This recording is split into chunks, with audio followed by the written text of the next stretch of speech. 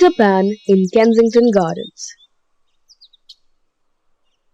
In this story, Peter Pan is a 7-day-old baby. He flies away from home to Bird's Island on Serpentine Lake in the Kensington Gardens in London. Peter Pan got out by the window, which had no bars. Standing on the ledge, he could see trees far away, which were the Kensington Gardens. And the moment he saw them, he entirely forgot that he was a little boy in a nightgown, and away he flew, right over the houses to the gardens. He alighted gaily, and the first thing he did was to lie on his back and kick. He was quite unaware already that he had ever been human, and thought he was a bird even in appearance. He saw that there were a good many fairies about, all too busy to notice him. They were getting breakfast ready, milking their cows, drawing water, and so on. The sight of the water pails made him thirsty, so he flew over to have a drink. He stooped and dipped his beak in the pond.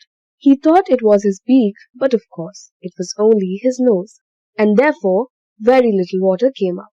So next he tried a puddle, and he fell flop into it. When a real bird falls in flop, he spreads out his feathers and pecks them dry. But Peter could not remember what was the thing to do, and he decided to go to sleep on the weeping beach.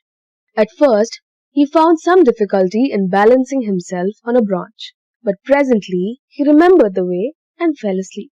He woke long before morning, shivering, saying to himself, "I never was out on such a cold night." Peter also felt strangely uncomfortable, as if his head was stuck. There was something he wanted very much, but he could not think what it was. So he decided to appeal to the fairies. They are reputed to know a good deal. There were two of them strolling along, and he hopped down to address them. The fairies have their tiffs with the birds, but they usually give a civil answer to a civil question, and he was quite angry when these two ran away the moment they saw him. Another was lolling on a garden chair, and when he heard Peter's voice, he popped in alarm behind a tulip. To Peter's bewilderment, he discovered that every fairy he met fled from him. Soon the gardens were in an uproar. Crowds of fairies were running this way and that. Lights were extinguished and doors barricaded. Peter heard the little people crying everywhere that there was a human in the gardens, but he never thought for a moment that he was the human.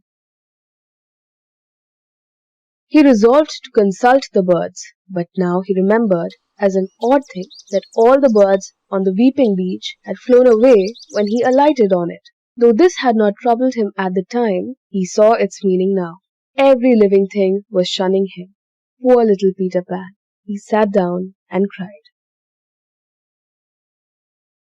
Peter now flew to put his strange case before old Solomon Caw. Solomon listened quietly to Peter's adventures, and then told him their true meaning. "Look at your nightgown, if you don't believe me," Solomon said. Peter looked at his nightgown and then at the birds. Not one of them wore anything. "How many of your toes are thumbs?" said Solomon, and Peter saw that all his toes were fingers. "Ruffle your feathers," said old Solomon. Peter tried hard to ruffle his feathers, but he had none. Then he rose up, quaking, and for the first time since he stood on the window ledge, he remembered a lady who had been very fond of him. "I think I shall go back to mother," he said timidly. "Goodbye," replied Solomon Caw with a queer look. But Peter hesitated. "Why don't you go?" the old one asked politely. "I suppose," said Peter. "I suppose I can still fly." "Poor little half and half," said Solomon. "You will never be able to fly again, not even on windy days. You must live here on the island always."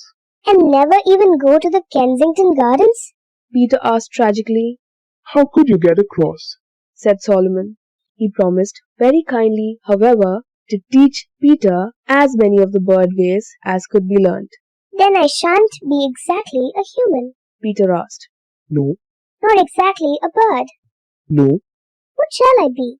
you will be a betwixt and between." Solomon said, And certainly he was a wise old fellow, for that is exactly how it turned out.